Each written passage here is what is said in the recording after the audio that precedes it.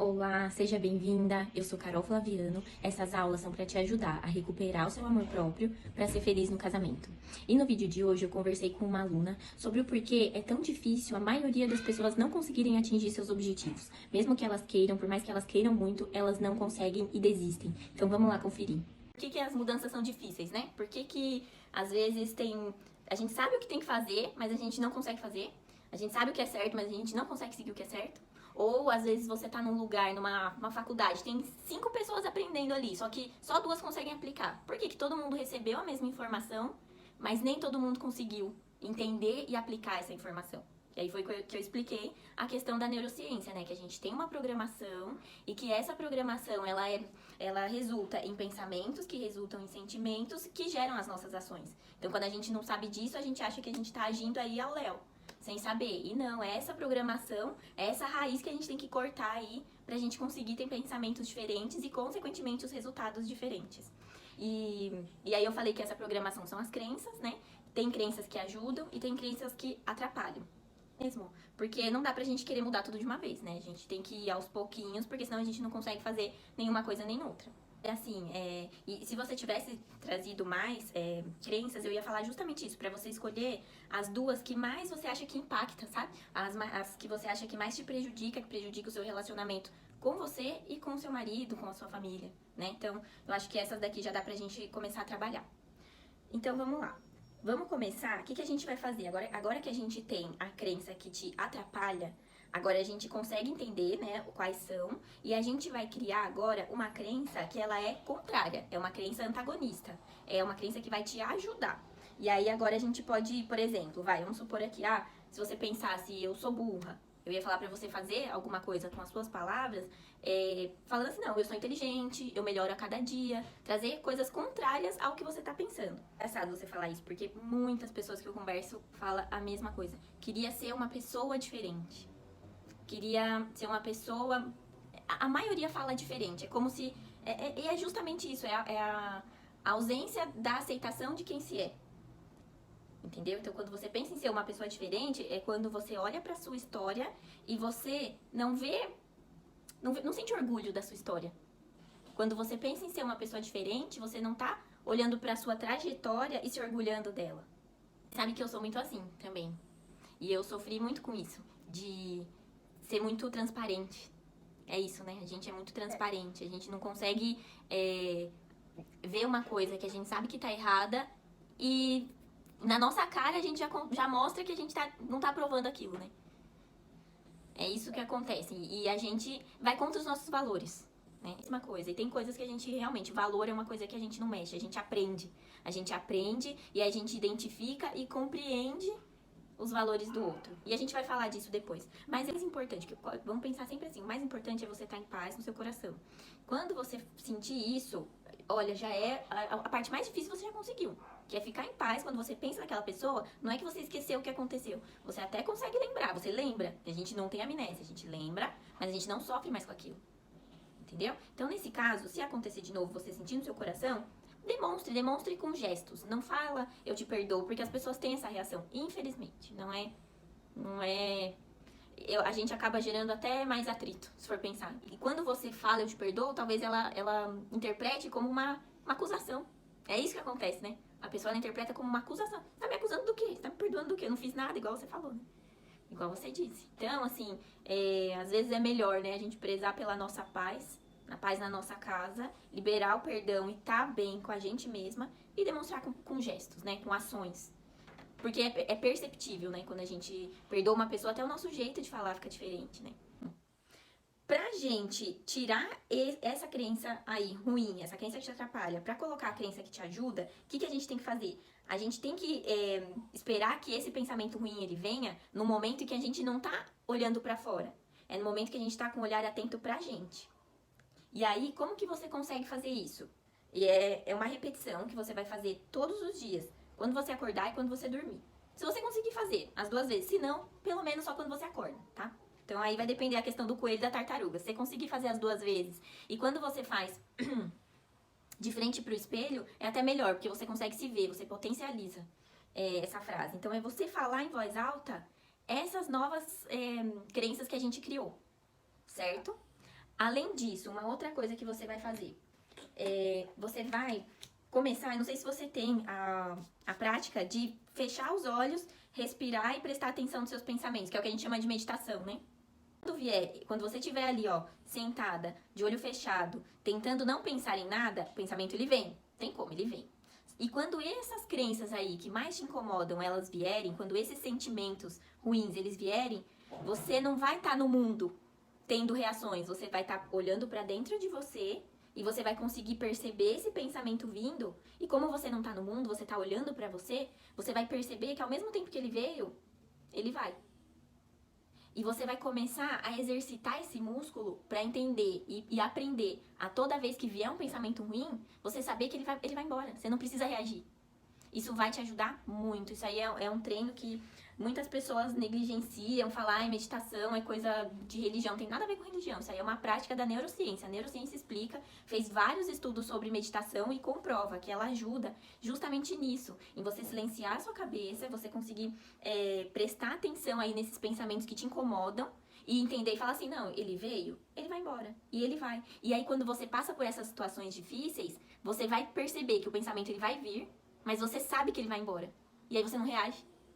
Entendeu? Isso vai te ajudar muito. Então são duas coisas. Você falar todo dia essa nova frase que a gente criou. Falar em voz alta. Você vê, é rapidinho. Você vai falar, sei lá, repete umas 2, 3 vezes. À noite repete umas 2, 3 vezes. Todos os dias. Todos os dias. Essa é a consistência lá. Todos os dias. Quanto mais você ficar exposta a esse novo comando que você quer dar pro seu subconsciente, melhor. Porque, por enquanto, o seu subconsciente ele vai achar que é só uma frase escrita na parede. Por enquanto, ele vai achar isso. Porque aquela crença ainda tá muito forte em você, né? Ela vem sem você nem perceber. Então, quanto mais você se colocar exposta a essa nova crença que a gente quer aplicar, melhor. Outra coisa que é bom pra você fazer, que acelera essa instalação de crença. Você se visualizar.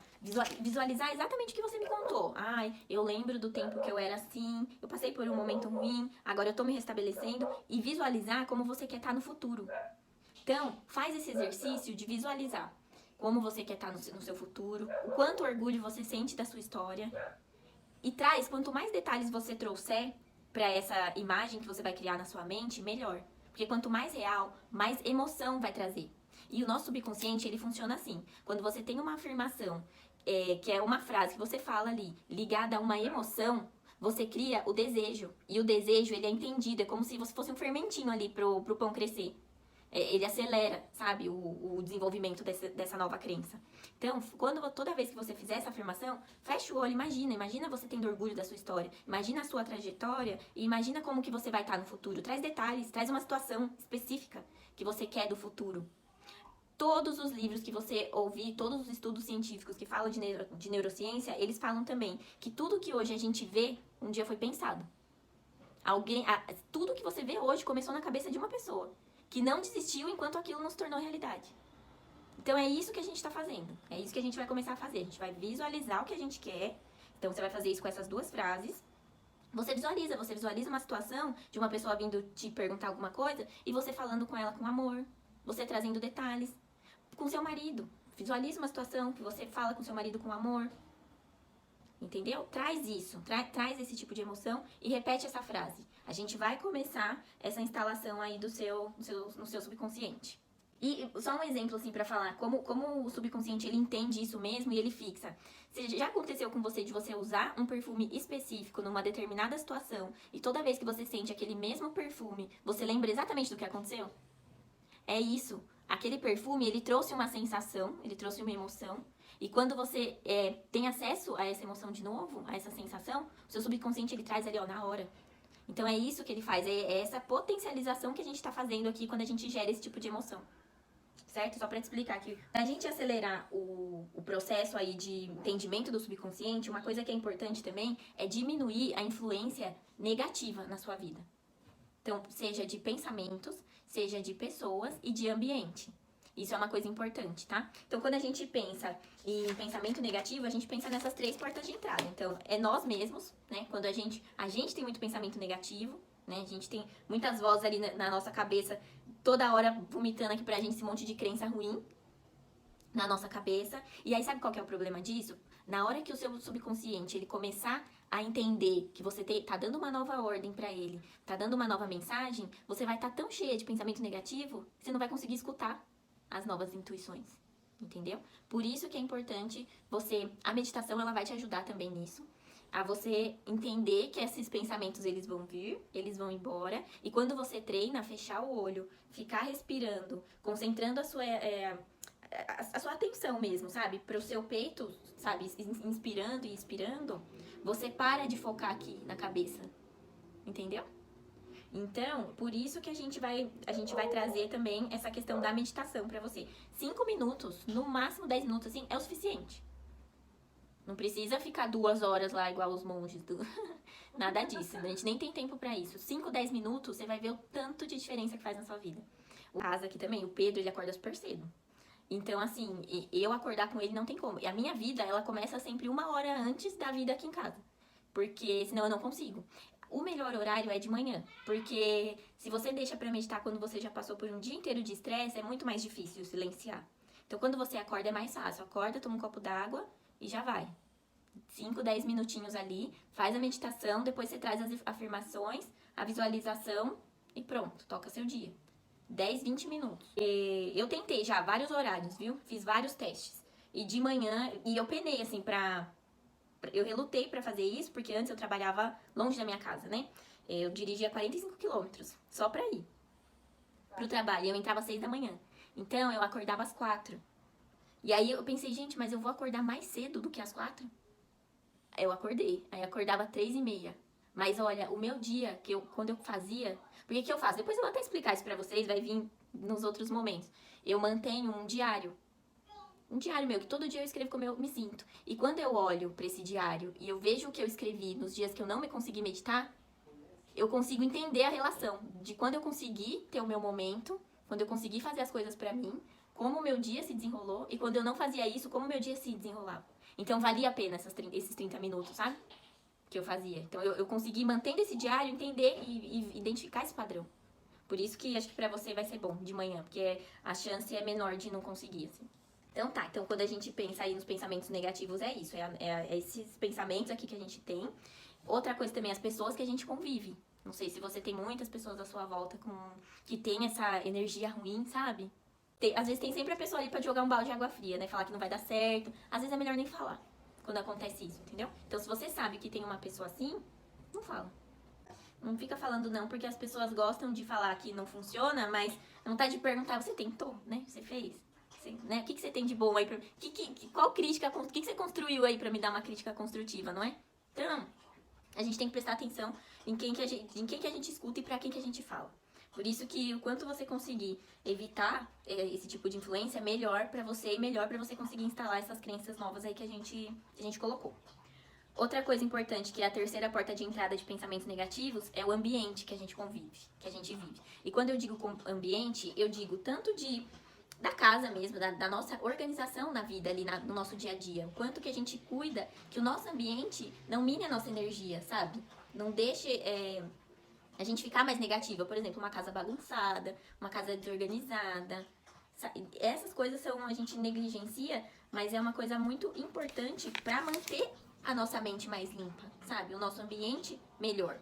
Outra coisa também, com relação ao ambiente, quando a gente pensa em pensamentos negativos, tudo que você assiste, como vocês conversam em casa, tudo que a gente fala um com o outro, o tom de voz que a gente tem um com o outro, o ambiente. Então, deixar o ambiente da sua casa um ambiente mais agradável, sabe? Vai se perguntando todo dia, como que eu posso deixar aqui minha casa mais agradável, meu ambiente mais tranquilo? Isso ajuda também. E tem ambientes também que a gente passa que a gente não tem muito o que fazer, né? O ambiente em si já é ruim. E nesses casos, o que eu te digo seja você a luz desse ambiente. Então, traga você as coisas boas. Se é um lugar que você não tem como evitar, tá ali, tá espiada, sabe? Dá o seu jeito de ser luz. Não propague, sabe? Se vem falar de fofoca, vem falar de... Porque sempre tem, né? Não, interrompe ali e muda o clima, entendeu? Quanto mais você se manter nesse clima positivo, mais você vai conseguir modificar o seu subconsciente. Certo? Outra coisa também que eu acho que aí no seu caso você já tem, são esses ambientes que arrastam, que eu chamo, né? São as comunidades. A nossa comunidade de igreja, são aquele conjunto de pessoas que você sabe que é um conjunto de pessoas do bem. Não sei como que funciona na sua religião aí, na sua cidade, mas eu percebo muito, assim, que às vezes a comunidade é tão poderosa quanto o que a gente tá vendo, escutando e aprendendo ali na homilia, né, no culto, porque eu até li esses dias um livro muito bom, Enraizados, você já leu? Muito bom. Ele fala da vida em comunidade. E ele fala assim: olha a vida de Jesus. Ele andava sozinho? Não, ele estava sempre rodeado por pessoas. Então, por isso que ele fala da importância da gente viver em comunidade. E assim, nem sempre a gente vai estar perto das melhores pessoas, né? Jesus, ele ia para os lugares, ele ia jantar lá na casa dos fariseus, não era? Então, assim, a gente tá. Então, quando a gente estiver nesses momentos, a gente tem que ser a luz do ambiente e, sempre que possível, tá rodeado ali de pessoas do bem. Então, é por isso que é um exemplo de Jesus, o ambiente, né? O ambiente e viver em comunidade, viver numa comunidade do bem, de pessoas em que você consegue juntar energia ali, elas arrastam você para essa energia positiva. Isso potencializa também o nosso subconsciente, certo?